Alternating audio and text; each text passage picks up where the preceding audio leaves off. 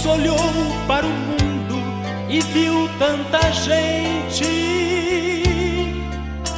andando de um lado para outro, sem ter para onde ir.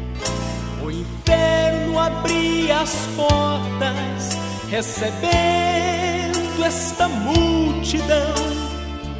E Deus, vendo esta cena, encheu-se de compaixão. Se Cristo não tivesse morrido, o céu estava a chorar. Se Cristo não tivesse morrido, o céu estava a lamentar.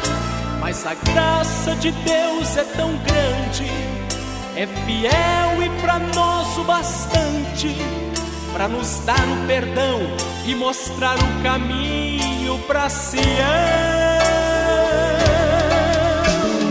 Glória a Jesus, meus pecados foram perdoados. Glória a Jesus, minha vida foi santificada. Quando Cristo subiu lá no Gólgota, viu as portas do céu se abrirem e a igreja mais salva que a neve entrar no porvir.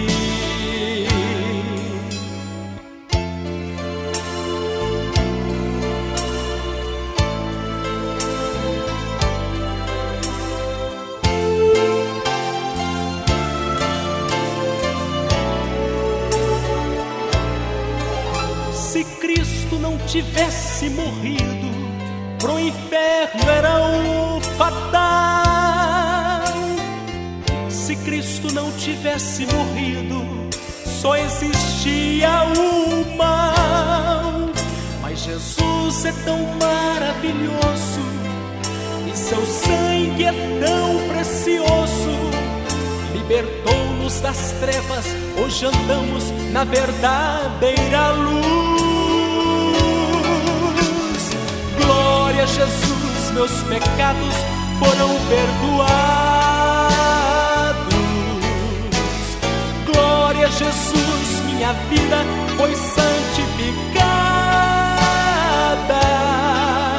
Quando Cristo subiu lá no Gólgota, viu as portas do céu se abrirem e a igreja mais salva que a neve entrar no porvir.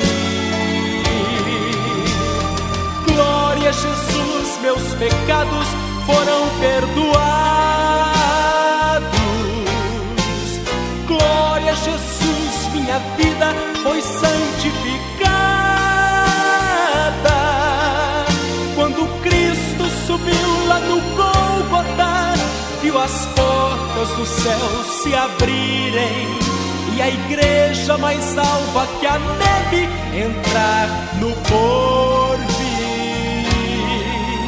E a igreja mais salva que a neve entrar no porvir.